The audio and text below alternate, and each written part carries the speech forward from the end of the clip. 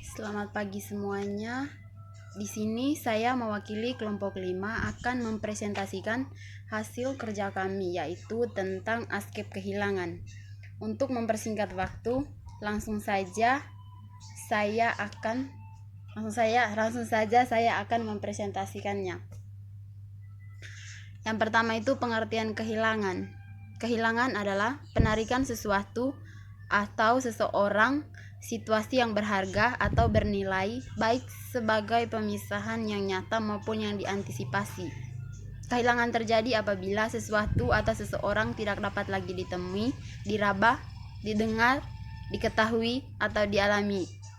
Tipe dari kehilangan mempengaruhi tingkat distres. Misalnya, kehilangan benda mungkin tidak menimbulkan distres yang sama ketika kehilangan seseorang yang dekat dengan kita.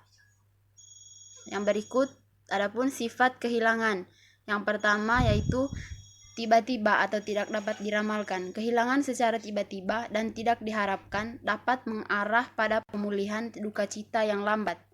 Kematian karena tindakan kekerasan, bunuh diri, pembunuhan atau pelalaian diri akan sulit diterima. Yang kedua, berangsur-angsur atau dapat diramalkan.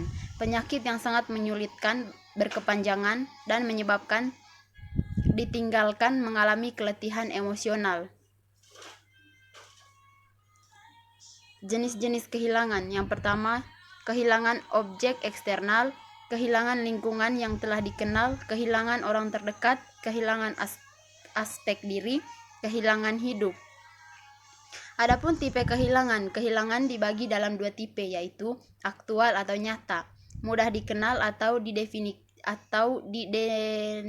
diidentifikasi oleh orang lain. Misalnya amputasi, kematian orang yang sangat berarti atau dicintai.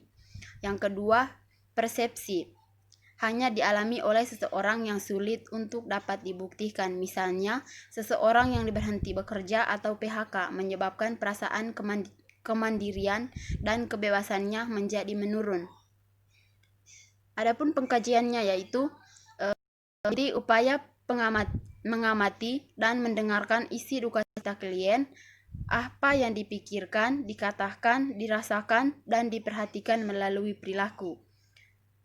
Beberapa percakapan yang merupakan bagian pengkajian agar mengetahui apa yang mereka pikir dan rasakan adalah persepsi yang adekuat tentang kehilangan, dukungan yang adekuat ketika berduka akibat kehilangan, perilaku coping yang adekuat selama proses, analisa data subjektif, merasa putus asa dan kesepian, kesulitan mengekspresikan perasaan, konsentrasi menurun.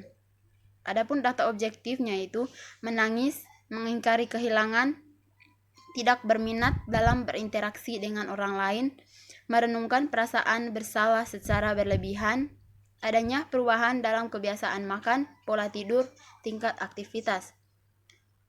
Yang berikut diagnosa keperawatan, duka cita terganggu, resiko duka cita terganggu, intervensi, kaji persepsi klien dan makna kehilangannya, izinkan penyangkalan yang adaptif.